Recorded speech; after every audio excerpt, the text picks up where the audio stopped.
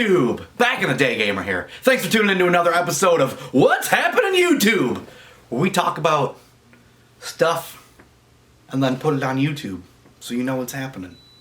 Today we're going to be enjoying a frosty A&W root beer because I'm really liking these lately.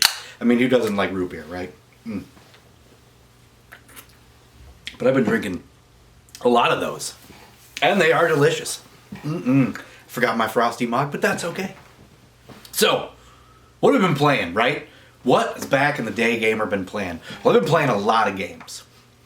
I haven't been buying many games because honestly, when I go out, I don't find anything anymore. I want to say I've been to the store 6 times, and only one time I came home with something, and that was on my last pickup, where the store was closing down, and I just really wanted to support the guy one last time, so I picked up Blood Omen 2 for PlayStation 2 and a couple Xbox fishing games, which nobody cared about. I do. I like a fishing game, okay? Haven't played them yet, but that's that. What I have been playing is a game on the Super Nintendo that you never hear people talk about, and it's a crime. Because the game is awesome. It's fama-crazy is what it is. But it is on the Super Nintendo. And it is Legend of the Mystical Ninja. So this game is extremely unique. My buddy Brian that lived across the street from me back in the day had this. So I've actually always known about it. I'm curious as to why the hell he would have bought it. Because the cover art, it's strange. It's not geared towards America. I don't know why he got it, because that's definitely not the kind of game he was into, but he got it. It's awesome. We played it. Now, like I said, you never hear anybody talking about this game. Yeah, you know, hardcore retro gamers, of course you know about it. You've heard it. You might even have it, but you don't hear much about it. The game is kick-ass. I finally played through it, and it gave me quite a bit of trouble. There was a lot of boss battles that were tough, especially the end boss. Now, you know, back in the day, gamer does not look things up because YouTube and the internet did not exist back in the day, so it's not how I roll. Obviously, if I would have seen someone play and known the patterns of the bosses, you know, it would have made it a lot easier, but it wasn't that hard, though. There was just some bosses that gave me some genuine trouble, especially the end boss. But you know, you persevere, you hammer it out, you figure out those patterns, and you take them down. But, you know, lots of things were great about this game. The controls are tight, the music's great, graphics are awesome, gameplay's fun and addicting. It's a strange kind of game, well, because obviously it's spawned from a whole Japanese series. I don't know anything else about it, but I do know that Legend of the Mystical Ninja on the Super Nintendo is kick-ass. It's probably like a $30 game. It's worth every penny. You guys gotta get your hands on it. Like I said, probably know about it already, heard people talk about it a little bit, but you know, you probably don't have it. Pick it up. The game's fun as hell. It took me a few days to end up getting through it. It's fun. It's a fun game. Good stuff. Good stuff.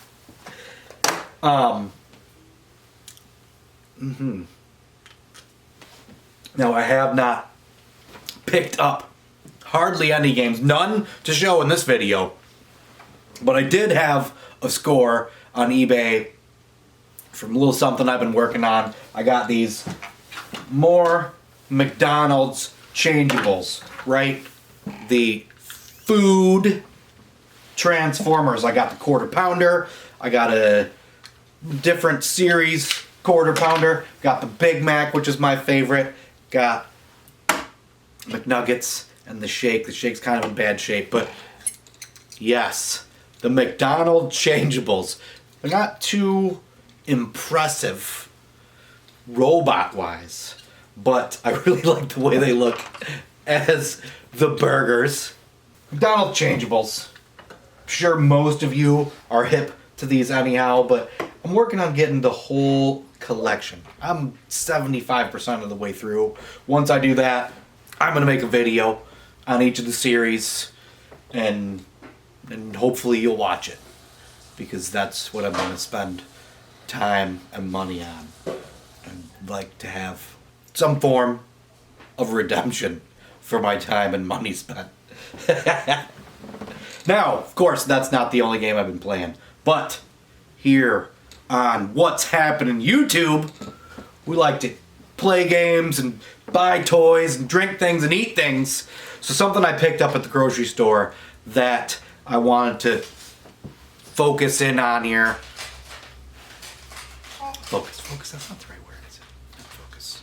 Feature. That I wanted to feature were these potentially cool but kind of disappointing things I saw in the refrigerated aisle the other day. They're called colliders, right?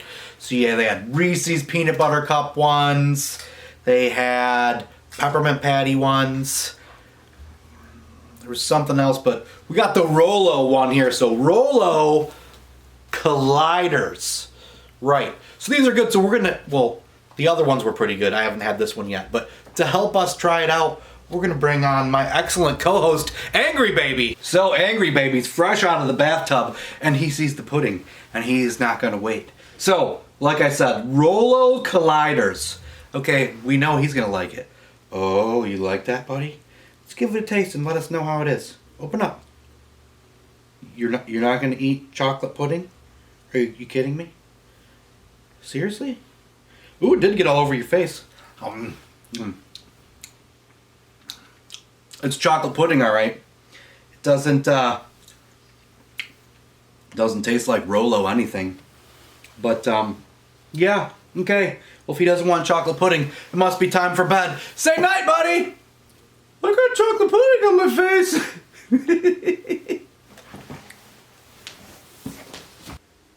Okay, so that was weird.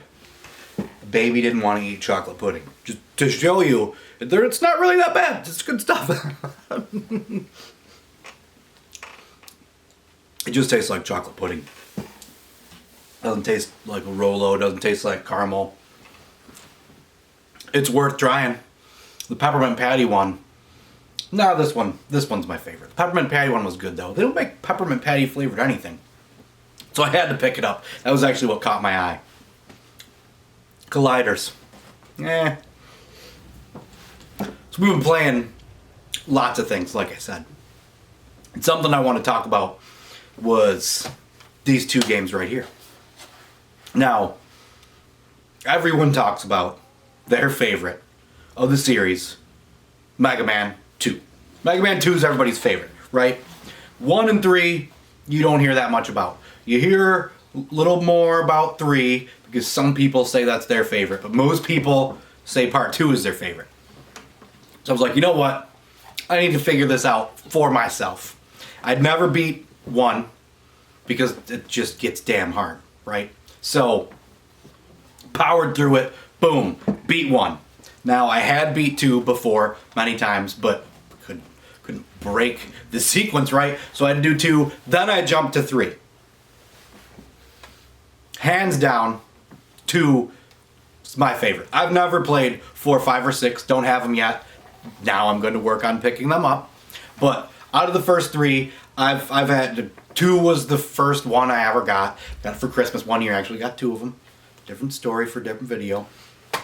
But 2 was the one I had first. It's clearly the best. My favorite, definitely. Then we'd rented 1 many times. It was hard as hell. Never got very far, but long time ago I picked up 1. And there's always the disappearing blocks in the ice stage, which is tough as shit. Could never get past that part. Called it. Boom. Well, finally powered through it. Played 1, 2, and 3 all in order. 3's my least favorite of the trilogy for sure. It's not bad. It was way easier than 1 and 2, which difficulty doesn't really make the game. But yeah, hands down, 2's my favorite. 1's runner-up. 3's still a good game. But I'm really looking forward to 4, 5, and 6. Now I know not know, but I assume that 4, 5, and 6 are going to rank 4, 5, and 6. No one talks about liking 4, 5, or 6 the best, ever. And I watch a lot of fucking YouTube videos, right?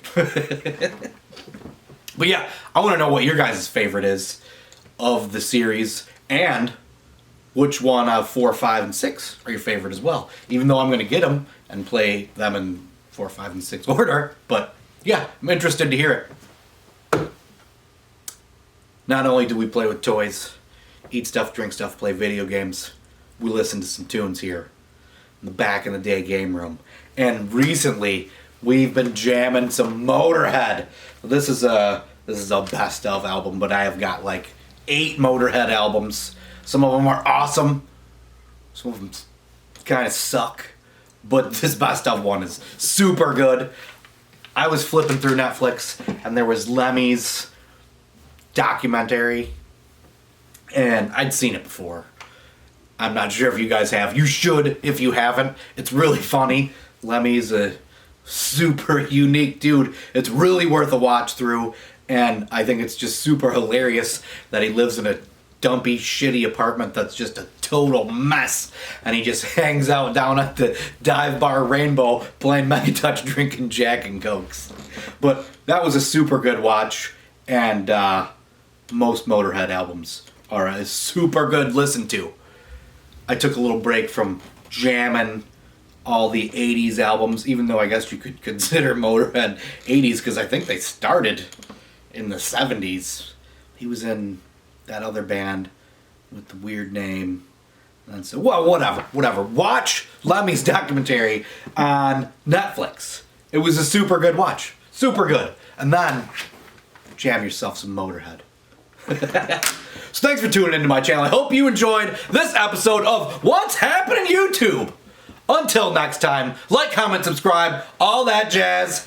Keep it retro.